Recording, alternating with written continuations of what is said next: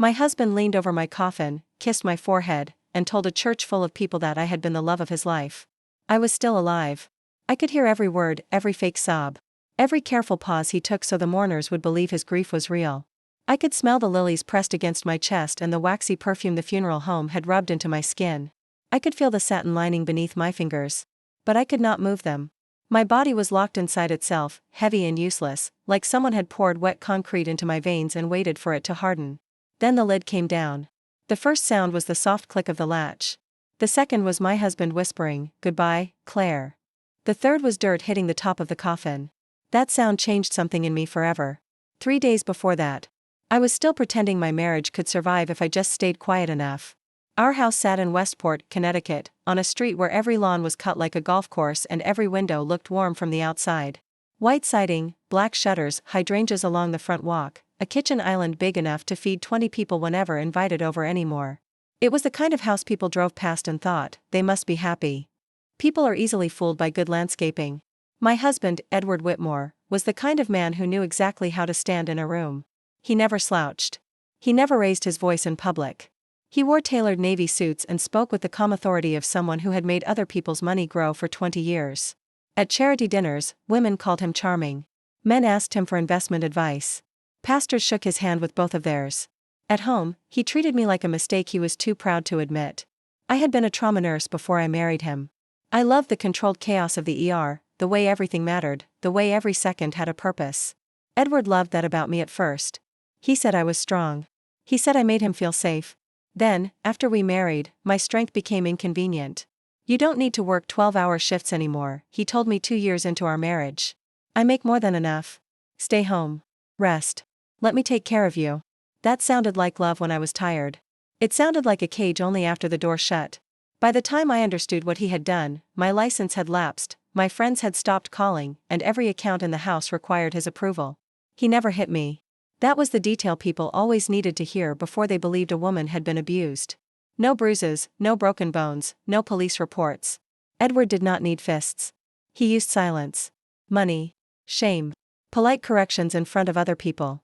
He would smile and say, "Claire gets confused when she's anxious," and everyone would look at me with pity before I had even spoken. He would hide my keys, then act concerned when I panicked. He would cancel my plans, then say I had forgotten them. If I pushed back, he would lower his voice and say, "You're embarrassing yourself." The worst part was how often I apologized. That Monday morning, I went into his home office looking for the property tax folder. Edward was in New York for a client meeting, and he hated when I touched anything on his desk, which was exactly why I moved slowly. The office smelled like leather, cedar, and the expensive cologne he put on even when he was only taking calls. The folder was not in the cabinet. It was behind a stack of estate planning documents, tucked inside a blue envelope with no label. Inside was an ultrasound photo. At first, my brain rejected what my eyes saw. A grainy shape. A tiny spine. A date from 2 weeks earlier. In the corner, in clean black letters, was the patient's name. Brianna Whitmore. Not Brianna Hart. Not Brianna someone from his office. Brianna Whitmore. My husband's last name, attached to a woman I had never met and a baby I had not known existed. I stood in that office with the ultrasound in my hand and felt the house tilt around me. I remember staring at Edward's framed awards on the wall. Wealth Management Excellence. Community Leadership. Man of the Year. Under all those polished plaques, he had hidden a child. That night, I placed the ultrasound on the kitchen island and waited. Edward came home at 8:17, which meant he had stopped somewhere after his meeting.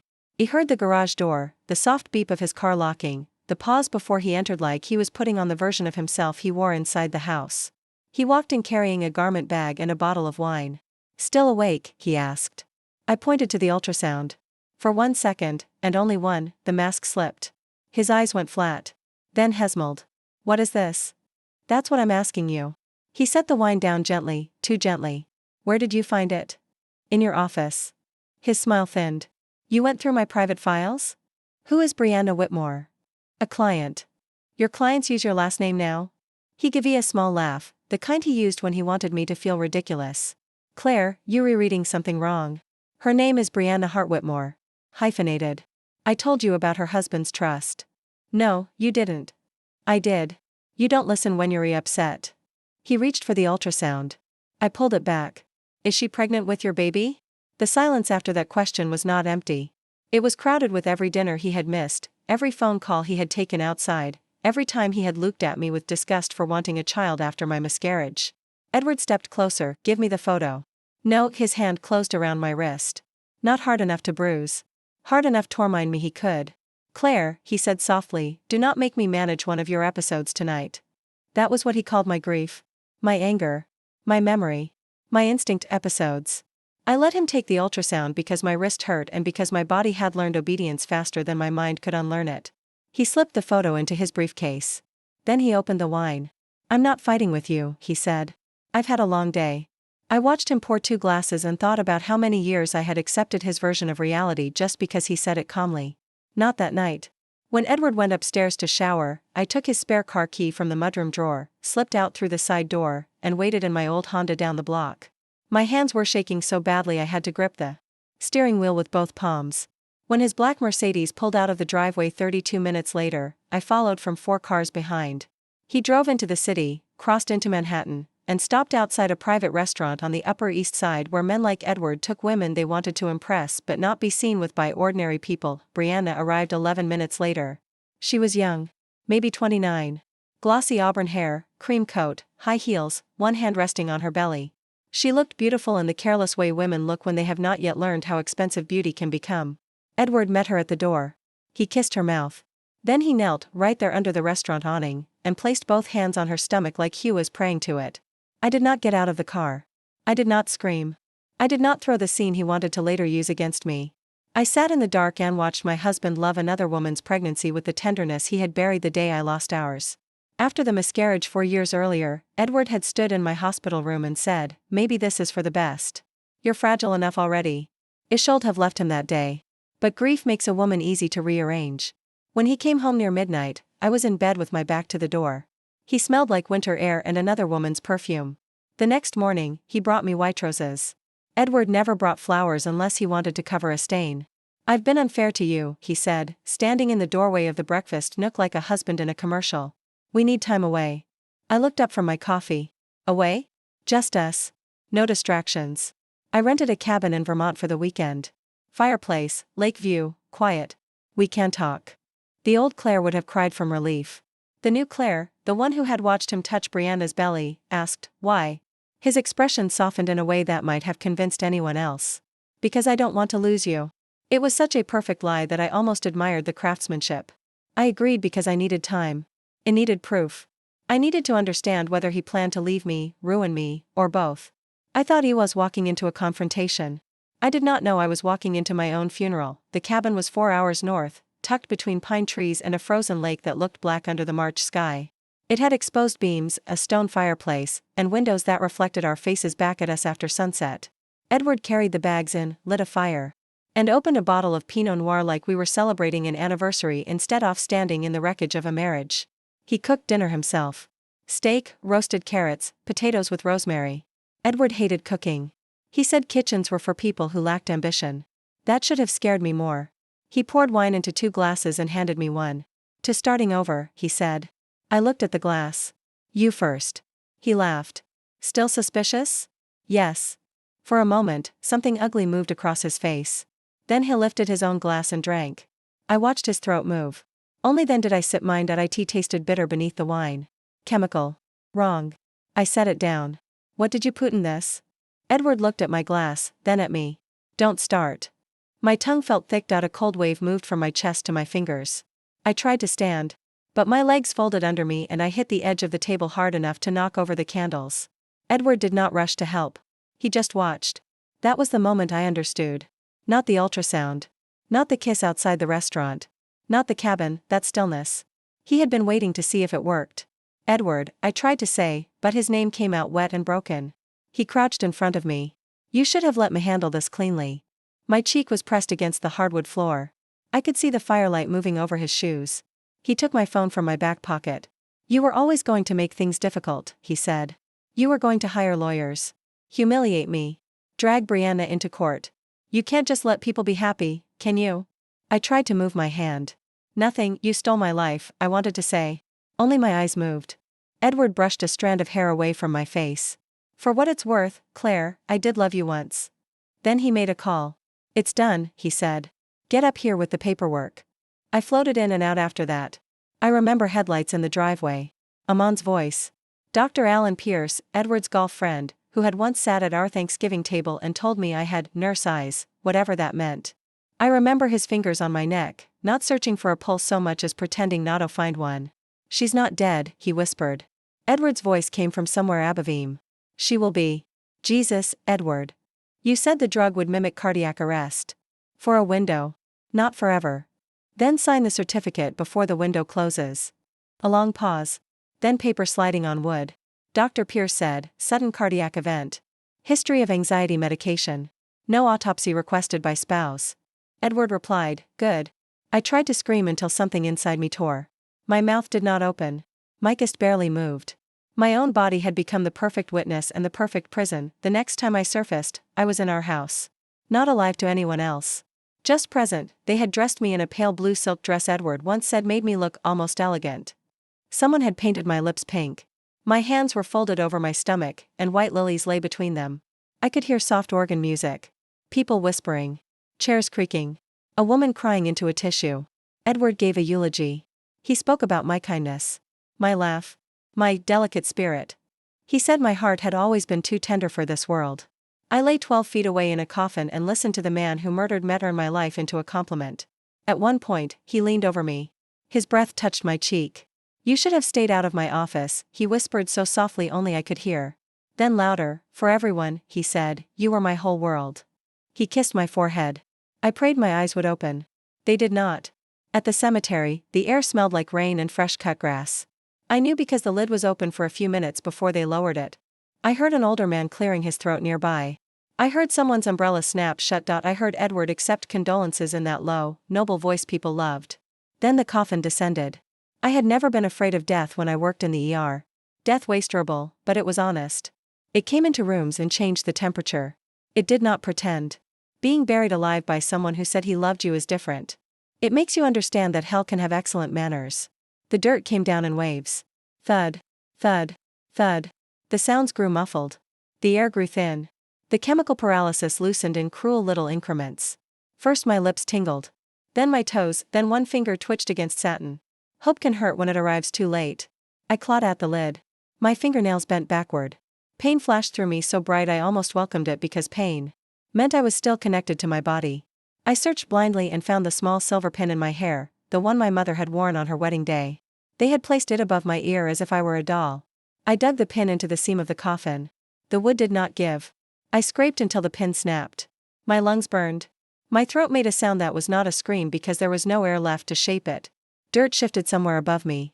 A thin line of cold touched my face. I slammed my shoulder upward again and again, wood cracked.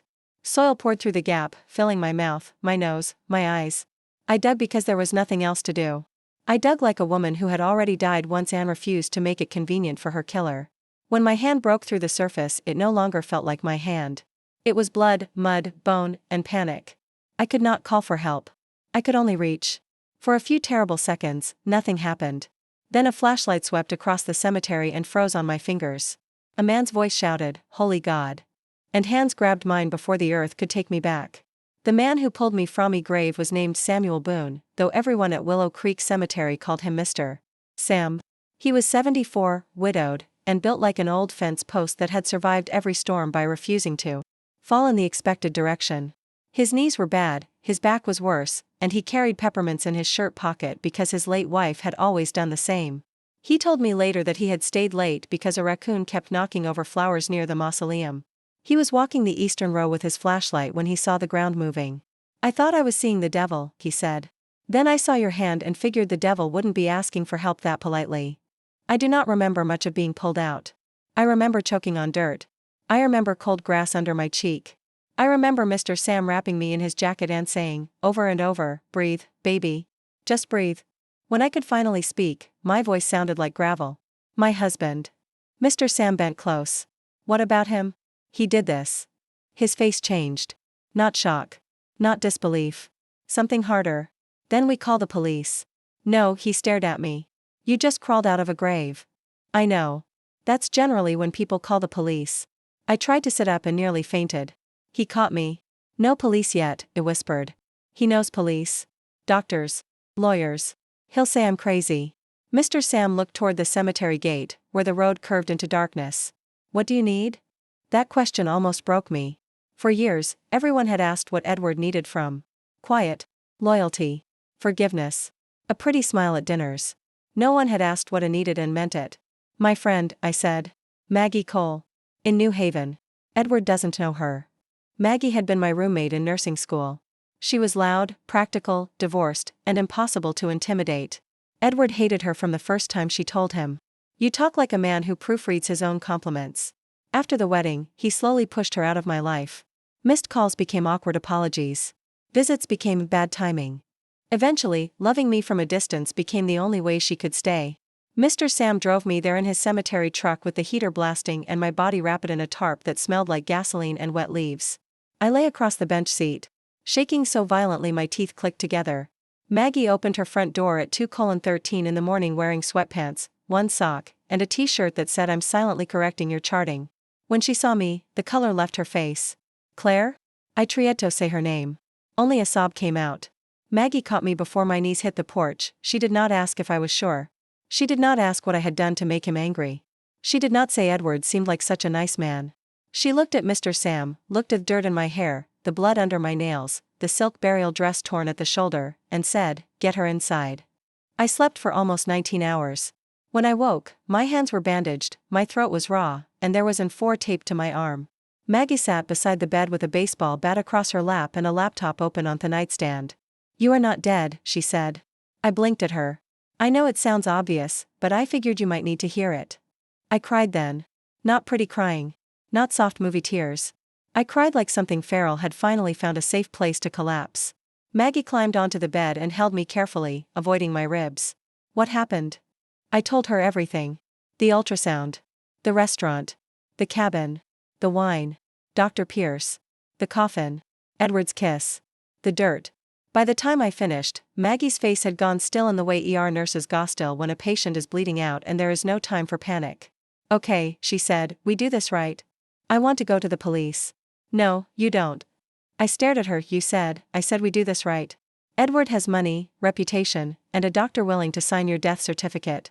If you show up barefoot at a police station saying your rich husband buried you alive, he'll have attorneys there before your statement is printed. We need proof so heavy it breaks the table.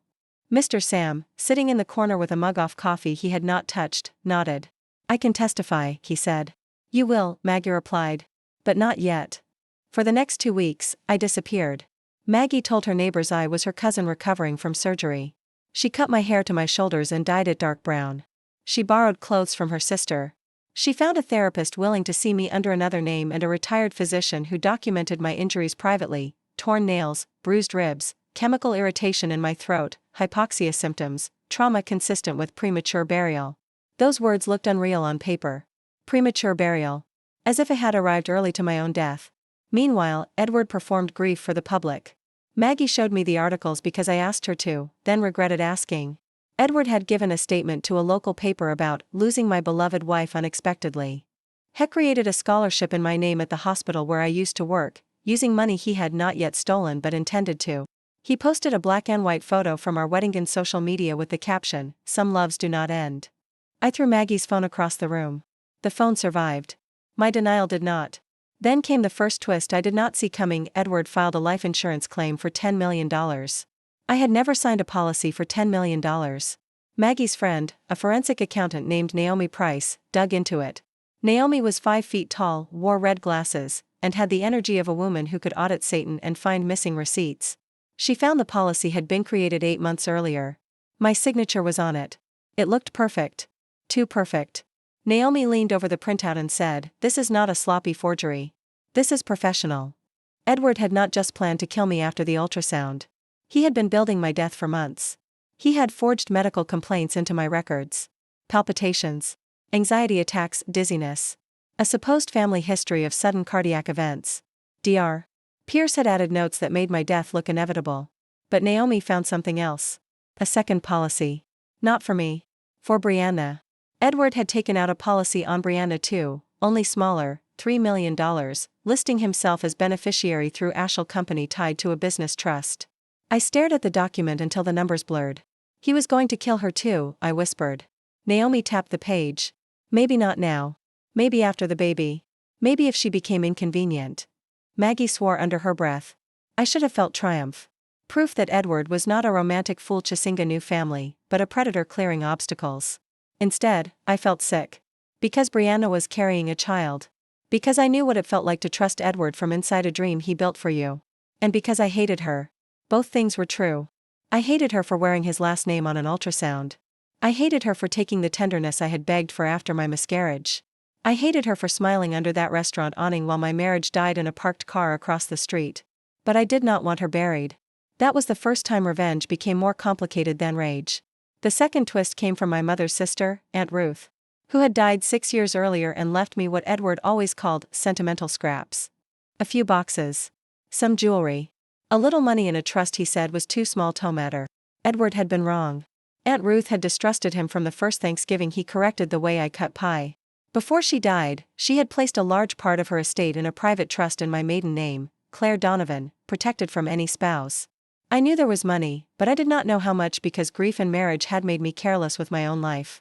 Naomi found the full account. $18.4 million. I laughed when she told me. Not because it was funny. Because Edward had murdered me for $10 million while I had nearly twice that beyond his reach the entire time. He thought you were dependent, Naomi said. I was. No, Maggie said from the doorway. You were trapped. That's different. With that money, we hired Daniel Reyes, a former federal prosecutor who now handled high-profile financial crimes. He had silver hair, a calm voice, and no patience for dramatic clients or sloppy evidence. When I told him I wanted Edward arrested immediately, he said, "You can have immediate, or you can have irreversible. Pick one." I picked irreversible. Daniel built the case like a bridge meant to carry a tank. Naomi traced the insurance fraud, the forged signatures, the shell companies, and the transfer Edward made to buy Brianna a penthouse apartment in Manhattan 5 days after my funeral. Maggie obtained my private medical documentation. Mr. Sam signed a sworn statement about finding me alive. A lab tested strands of my hair from the burial dress and found drug residue consistent with a paralytic agent used illegally outside hospital supervision. We still needed Edward tying himself to the act. That came from Dr. Pierce. Daniel sent him a letter that did not accuse him outright. It simply listed the medical inconsistencies and requested a meeting before federal referral. Dr. Pierce arrived at Daniel's office sweating through his shirt. He denied everything for 14 minutes, then Daniel placed my death certificate beside a current photo of me sitting in Maggie's kitchen with bandaged hands. Dr. Pierce vomited into a trash can. After that, he talked. Edward had paid him $500,000 to certify a natural death. The plan was supposed to be simple. Drug me, declare me dead within the window of paralysis, cremate me quickly. But my mother, who lived in Arizona and believed in old family traditions, had insisted over FaceTime that I be buried in the Donovan family plot. Edward hated tradition until it ruined his murder. Dr. Pierce said Edward panicked when cremation became impossible but went through with burial anyway. He said the drug would stop her breathing long enough. Dr. Pierce whispered on the recording Daniel arranged with his consent. He said if she woke up underground, no one would ever know. I listened from behind a glass wall. My hands went numb. Not from drugs this time. From the knowledge that my husband had considered me waking up in the coffin. And decided it was acceptable. Daniel turned the recording over to Detective Harris, a woman with sharp eyes and a voice that made excuses sound embarrassing. She wanted Tomov immediately. I said no.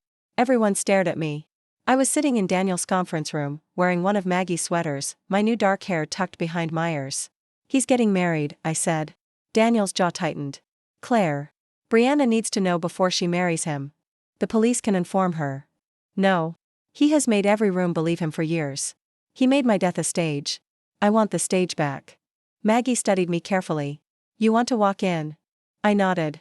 Edward and Brianna's wedding was scheduled for June 14 at St. Matthew's Episcopal Church in Greenwich, followed by a reception at a waterfront club where half the financial world would drink champagne and congratulate him on surviving tragedy. He had waited 11 weeks after burying me. 11 weeks, the invitation called it, a celebration of hope after loss. I kept a copy because sometimes hate needs a bookmark. Daniel warned me that public confrontation could complicate prosecution. Detective Harris warned me that Edward might become violent. Maggie warned me that trauma sometimes disguises self-destruction as courage. They were all right. I still chose the church. But the week before the wedding, the third twist arrived, and it almost ruined everything. Brianna found me first. I was leaving the therapist's office in New Haven when a black SUV pulled up across the street. I recognized the driver from Edward's firm. For 1 second, I thought Edward had found me and my body forgot I was above ground. I could not move. Could not breathe. Then the back door opened. Brianna stepped out. She was 7 months pregnant, pale, and not nearly as polished as she had looked outside the restaurant. Her hair was tied back. No makeup.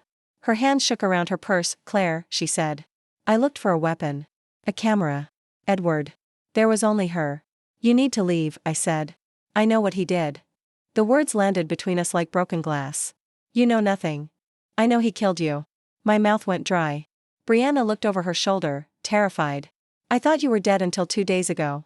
"I swear to God." I found Dr. Pierce's burner phone in Edward's desk. There were messages. Payments. I kept searching. Then I found a draft email to his lawyer about me trust after delivery. "Your trust?" She swallowed. "My father left me money. A lot off it. Edward said we needed to protect the baby. But the documents make him trustee if I'm incapacitated." The air changed. Naomi's second policy made sense now. Edward had not been building a new family. He had been building a sequence. First me. Then Brianna. Then her money, then possibly the child. Brianna stepped closer, tears shining in her eyes. "I didn't know he was married when we started. He told me you were separated, that you were unstable, that you refused to sign divorce papers. Then I got pregnant, and he said you threatened to ruin us. After your funeral, I believed the guilt was grief. I thought we could still make something good out of something awful." I wanted to slap her. I wanted to hug her. I did neither. "Why are you here?" She opened her purse and pulled out a flash drive. "Because I don't want to be next." On that flash drive were messages between Edward and a private attorney, draft trust documents, and a recording Brianna had made the night before. In it, Edward told her, after the wedding, everything needs to be in one structure: yours, mine, the baby's. "I can't protect what I don't control." When she asked what happened to me, his voice turned cold. "Claire was sick." "Don't become sick too." Brianna said, "He has my passport in his safe." Maggie, when I told her, said, "I am going to remove his spine with office scissors." Daniel said, "This changes the charges." Detective Harris said, "This changes the timing." I said, "No. It changes the ending." Because now I was not just walking into Edward's wedding as the dead wife returned. I was walking in with the bride. The night before the ceremony, I did not sleep. I sat at Maggie's kitchen table with my burial dress folded in front of me. The funeral home had cut it off me after Mr. Sam brought me out, and Maggie had kept it sealed because she knew evidence mattered even when I was too broken to care. Pale blue silk. Torn shoulder. Dirt stains. Blood at the cuffs from my hands. I had planned to wear a white dress to the church, something simple and clean. But revenge is not always clean. Sometimes truth needs to arrive wearing the dirt people tried to hide. Maggie had the dress altered enough to fit again without destroying the stains. She lined the inside so the fabric would not scrape my skin.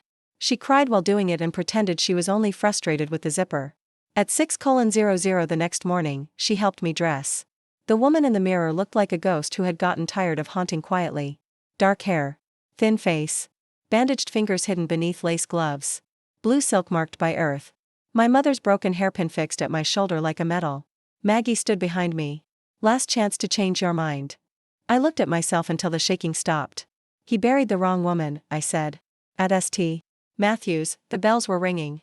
Edward stood at the altar in a black tuxedo, smiling like a man who believed God also admired good tailoring.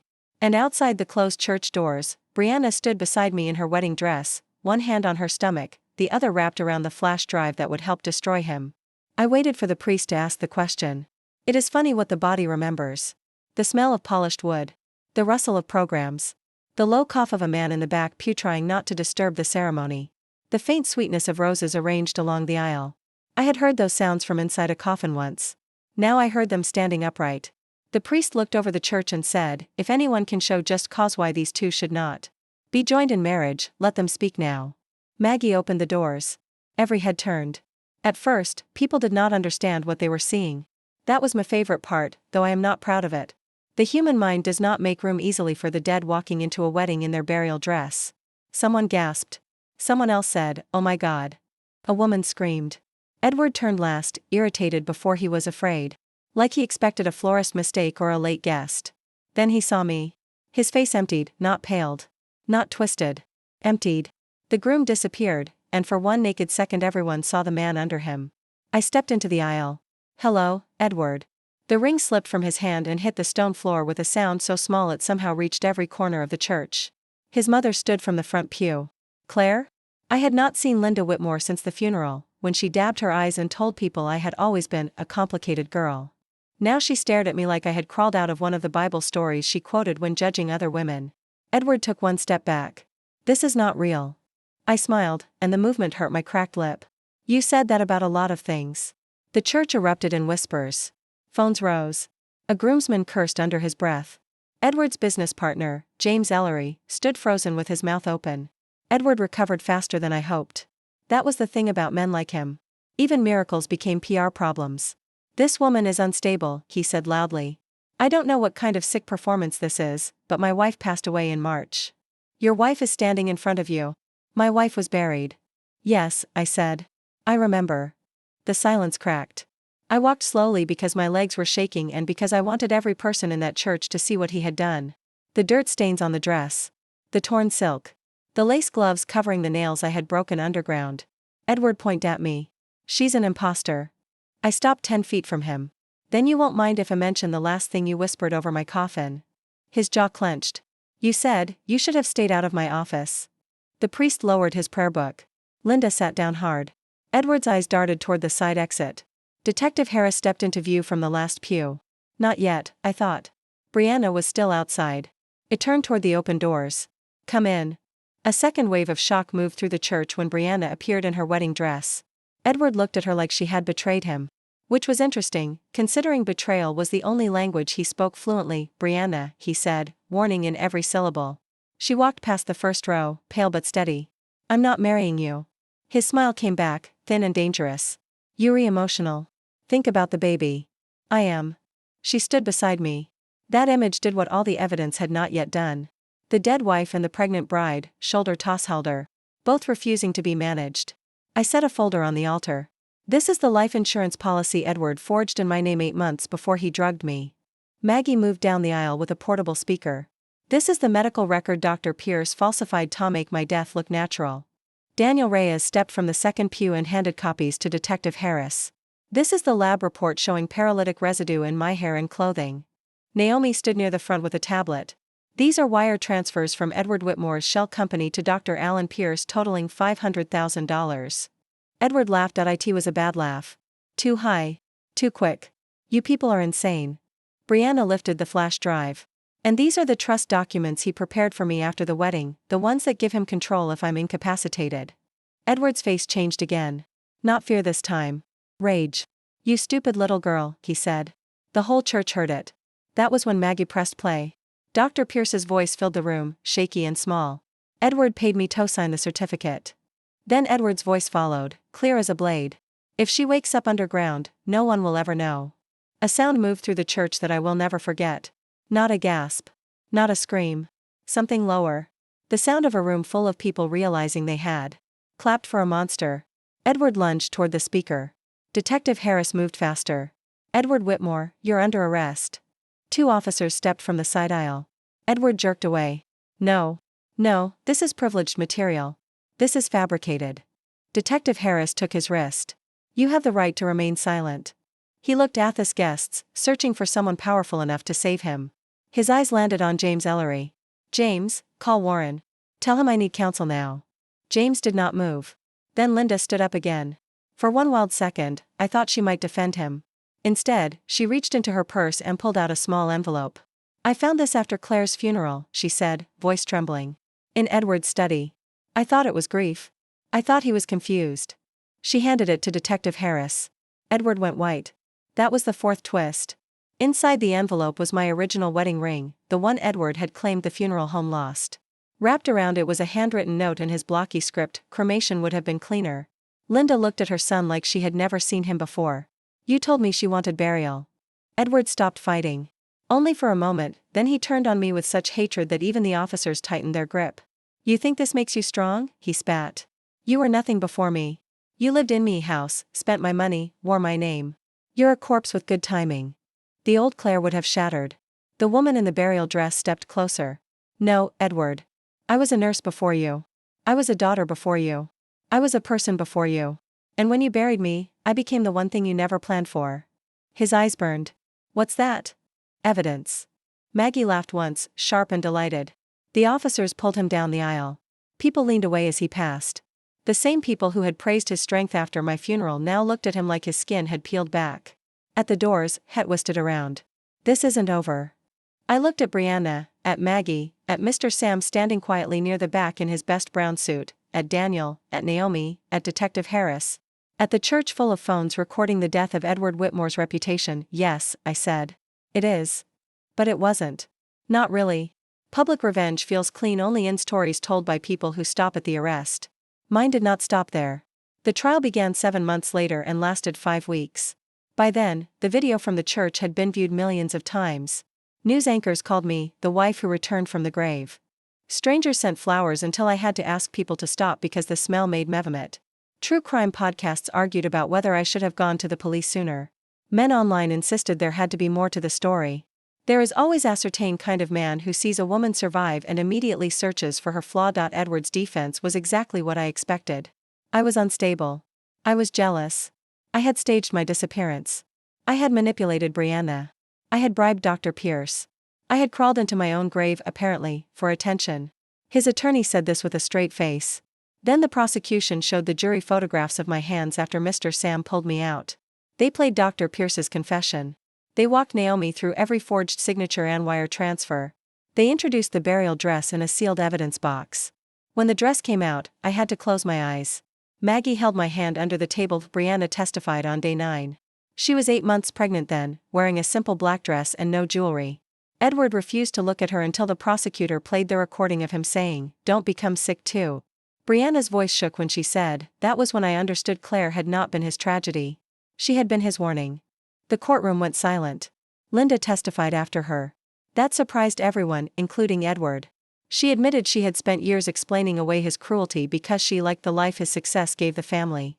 She admitted she called me difficult. She admitted she saw him isolate me and chose to see marriage instead of control. Then she looked at the jury and said, "My son did not become this man overnight. We all helped him by calling his behavior ambition." For the first time since I had known her, I respected Linda Whitmore. Dr. Pierce took a plea and testified too. He had lost his license before the trial even began. He looked 20 years older, his hand shaking as he described checking my pulse, knowing I was alive, and signing my death certificate anyway. The prosecutor asked, "Why did you do it?" He said, "Money. Fear. And because Edward made evil sound reasonable." That sentence stayed with me. Edward did not testify. Cowards rarely do when lying requires cross-examination. The jury deliberated for 6 hours. When they returned, Edward stood with his shoulders back, performing confidence one last time. Guilty of attempted murder. Guilty of conspiracy. Guilty of insurance fraud. Guilty of forgery. Guilty of attempted financial exploitation of Brianna Hart. Guilty of reckless endangerment of an unborn child. Every guilty landed like a shovel of dirt thrown back onto him. When the judge sentenced him, Edward finally looked at me. Not with remorse. With ownership. Like even my survival belonged to him. The judge gave him 38 years. Dr. Pierce received 9. Edward's assets were frozen. The house in Westport was sold. The scholarship he created in my name was dissolved and rebuilt with money from the settlement, this time under my control. Brianna recovered part of what he had taken from her accounts. The insurance company, humiliated by how easily Edward had manipulated their process, paid damages after a private settlement Daniel called aggressively satisfying. I legally restored my maiden name. Claire Donovan. It is strange to prove you are alive in court. The clerk asked me to sign papers reversing me death certificate. And I laughed so hard I cried. She looked uncomfortable, but I could not stop. There he was, a living woman correcting the government's opinion of my existence with a blue pen. The first year after Edward's conviction was not beautiful. People like Toymajan survival as a sunrise. Mine was more like crawling through broken glass and being told to appreciate the fresh air. I could not sleep in a room with the door closed. I could not ride elevators. I could not attend funerals or walk past flower shops without tasting dirt in my mouth. Once, in a grocery store, a bag of potting soil split open near the garden section, and I woke up on the floor with Maggie kneeling over me, telling a manager not to call an ambulance unless he wanted to lose a finger. Therapy helped. So did rage. So did Mr. Sam. Every Sunday, I drove to Willow Creek Cemetery with coffee and 2 apple fritters from the bakery he liked. He always pretended I had brought too much food and always ate his before mine cooled. We sat on a bench near the eastern row where he found me. "You don't have to keep coming here," he told me once. "I know. Most people avoid places that tried to kill them. It wasn't the place. He nodded, chewing slowly. Fair. Mr. Sam became family in the quiet way some people do when they meet you at the border between life and death and refused to make a speech about it. He taught me how to plant marigolds. I taught him how to check his blood pressure properly. Maggie said we were the strangest book club in Connecticut, especially because neither of us ever brought books. Brianna had the baby in October. A girl. She named her Hope, which I thought was a little on the nose until I held that tiny child and understood that sometimes obvious names are the truest ones. The paternity test proved Hope was Edward's daughter. That hurt in a place I did not expect. Not because I wanted his child. I did not. But because I remembered the baby I lost, and how Edward had treated my grief like a stain while building a future around another woman's pregnancy. Brianna asked if I wanted distance. I said yes. Then I said no. Then I said, I don't know how to feel about you. She nodded. I don't know how to feel about me either. That honesty gave us a place to begin. Wedded, not become sisters. That would be too neat. She had loved my husband while I was still married to him, even if he had lied. I had hated her while she was also being hunted. Forgiveness did not arrive like a dove through a window. It came in ugly little pieces. A text after a nightmare. A shared court date. A day when Hope had a fever and Brianna called. Maggie, who called me, and somehow I ended up rocking Edward's daughter in a hospital chair at 3 in the morning while Brianna cried in the hallway. Life is rude that way. It gives you healing in shapes you would never choose. With Aunt Ruth's trust and the settlement, I opened a crisis foundation for women trapped in dangerous marriages. Ina met at the second door. Not second chance. I hated that phrase. It sounded like survival was a gift handed to you by fate. A door is different. A door must be found. Forced. Opened. Sometimes dug toward with broken hands. We bought an old brick house in New Haven with tall windows and a stubborn roof. Maggie helped design the intake process. Naomi handled the finances. Daniel sat on the board. Mr. Sam planted the first hydrangeas by the walkway because he said every safe house needed flowers that were not lilies.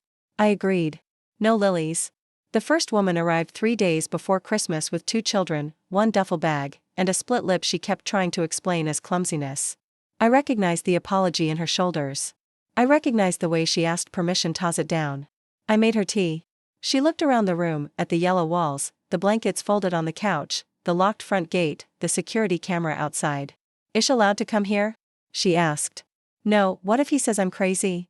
Then he can say it from the sidewalk. Her little boy, maybe 5, held a toy dinosaur against his chest and stared at me. Are you the lady from the grave? His mother turned red. Eli. It's okay, I said. I crouched in front of him. Yes. Were you scared? Yes. How did you get out? I looked at my hands. The nails had grown back unevenly.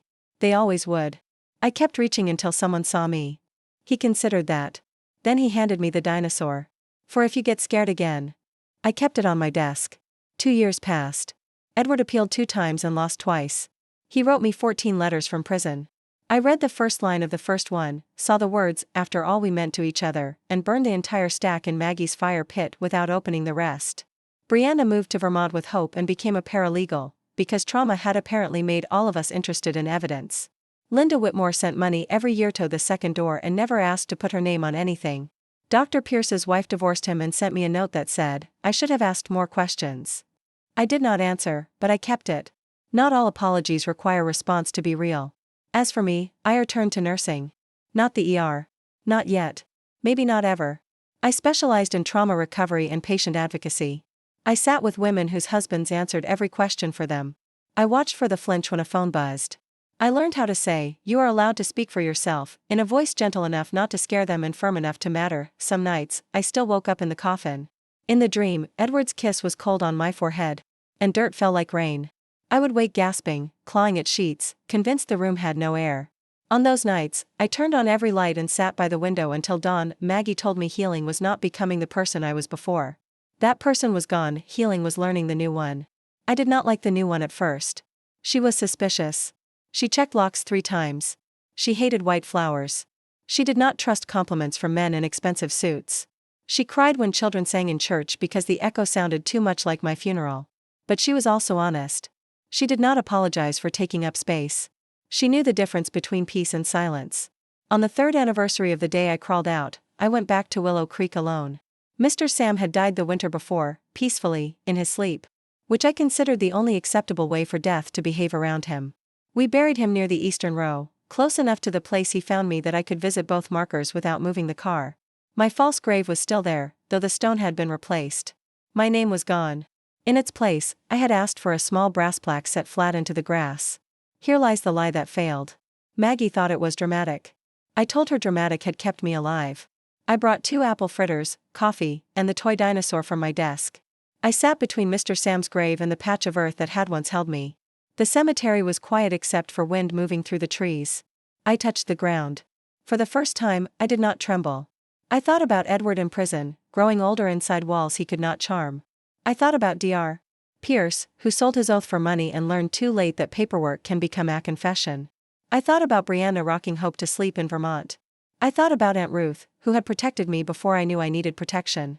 I thought about Maggie opening her door at 2:13 in the morning and not wasting 1 second on disbelief, and I thought about the woman in the coffin. The one with dirt in her mouth and no air in her lungs. The one who could not scream.